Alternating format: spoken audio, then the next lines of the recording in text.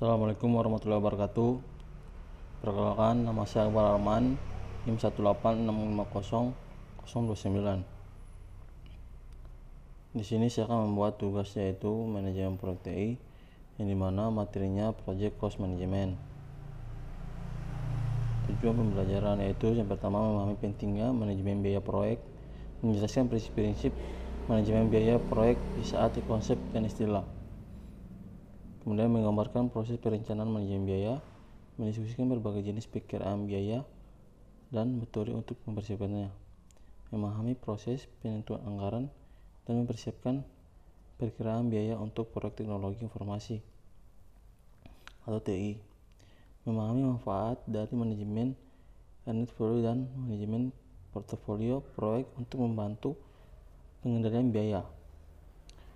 Yang terakhir itu menggambarkan bagaimana software manajemen proyek dapat membantu manajemen biaya proyek. Pentingnya manajemen biaya proyek. Proyek TI memiliki track record buruk untuk memenuhi tujuan anggaran. Studi kaos menemukan bahwa rata-rata kelebihan biaya yang harus dikeluarkan adalah antara 180 pada tahun 1994 sampai dengan 56% pada tahun 2004. Biaya dan manajemen biaya proyek. Biaya adalah sumber daya yang dikumpulkan untuk mencapai sasaran tertentu. Kemudian biaya biasanya diukur dalam satuan moneter seperti rupiah, dolar, dan lain-lain. Kemudian biaya mencakup proses yang dibutuhkan, memastikan proyek diselesaikan dengan biaya yang telah disetujui. Kemudian proses manajemen biaya proyek. Pertama itu planning cost management, menentukan kebijakan prosedur dan dokumentasi yang akan digunakan untuk perencanaan dan pelaksanaan biaya proyek. Kemudian estimasi cost, yaitu mengembangkan peningkatan atau perkiraan biaya yang dibutuhkan untuk menyelesaikan proyek. Yang kemudian yaitu determining the budget, mengalokasikan estimasi biaya secara keseluruhan untuk item pekerjaan individu sebagai dasar pengukuran kinerja. Kemudian control cost, mengendalikan pengelolaan anggaran proyek.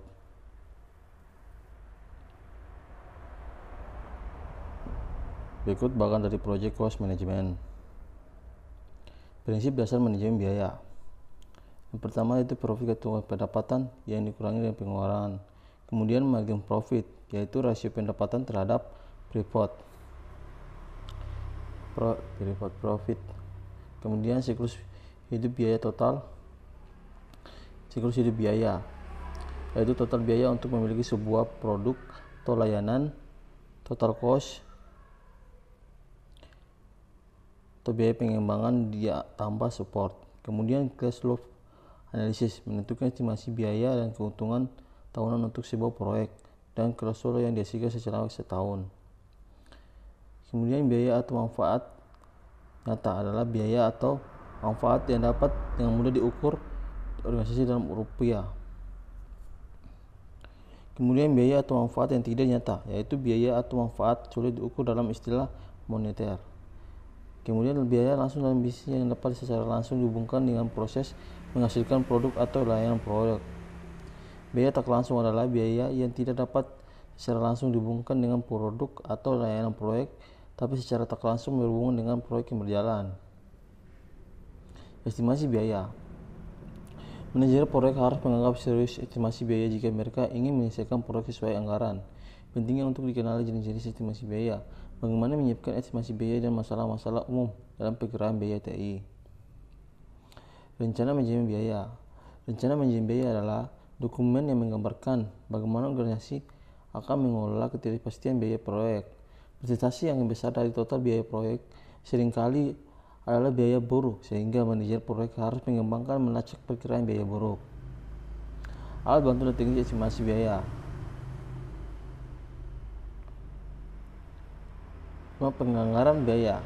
Penganggaran biaya melibatkan pengalokasian estimasi biaya proyek terhadap butir pekerjaan proyek dari waktu ke waktu. PBS merupakan masukan yang diperlukan untuk proses penganggaran biaya karena mengandung butir-butir pekerjaan.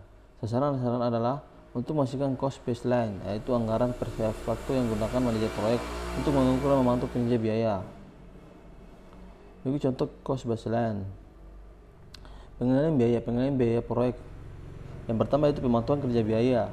Yang kedua, memastikan bahwa hanya perubahan proyek tepat dimasukkan dalam cost baseline yang direvisi.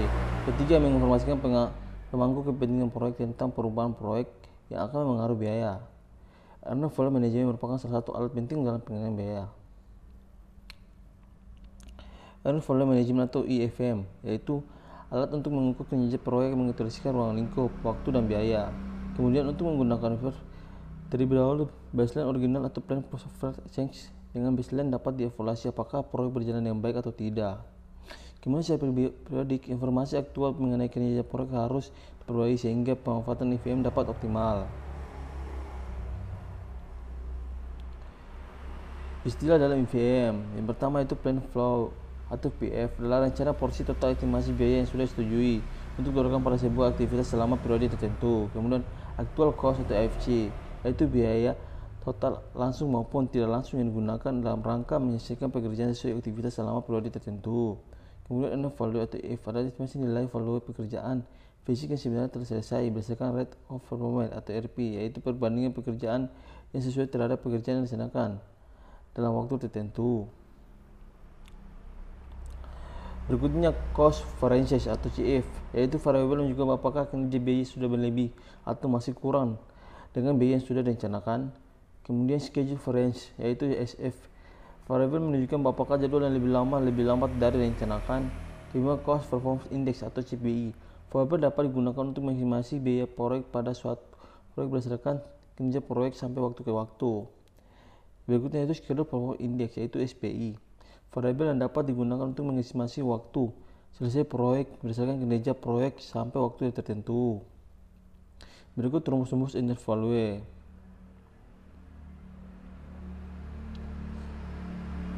Berikut contoh soal. Sebuah proyek memiliki anggaran $9.000 dan dilaksanakan dalam 9 bulan. Diasumsi bahwa pengeluaran biaya per bulan tetap. Setelah 2 bulan, manajer proyek menyatakan bahwa 15% pekerjaan telah selesai dengan pengeluaran biaya yaitu $1.500. Yang pertama, hitunglah EF value atau kemudian cost variance atau CF, yaitu kemudian SF schedule variance. B, hitunglah CPI atau cost performance index dan CPI schedule performance index. Yang C, hitunglah IS atau estimasi at completions dan ITC, estimasi time to complete. Jika dilihat dari penjelasan itu, A yaitu F sama dengan 0,5 kali $9.000 sama dengan $1.350. Kemudian untuk mencari CF yaitu ya $1.350 kurang $1.500 yang hasilnya yaitu $150 atau minus. Kemudian dikasih project over budget. Kemudian SF yaitu $1.350 yaitu dikurangi dengan $2.000. Kemudian hasilnya $650 atau minus. Kemudian untuk mencari CPI sama dengan yaitulah 1.350 bagi 1.500 yang hasilnya yang menghasilkan yaitu 0,9. Kemudian SPI 1.350 bagi 2.000 yang itu hasilkan 0,67. Kemudian YC yaitu 9.000 dibagi 0,9 artinya sama dengan 10.000. Kemudian ITC 9 bagi 0,675 sama dengan yaitu 13,34 bulan. Baiklah, itu mungkin bisa saya sampaikan. Kalau ada kekurangan mohon dimaafkan. Saya Irul Butaya. Wassalamualaikum warahmatullahi wabarakatuh.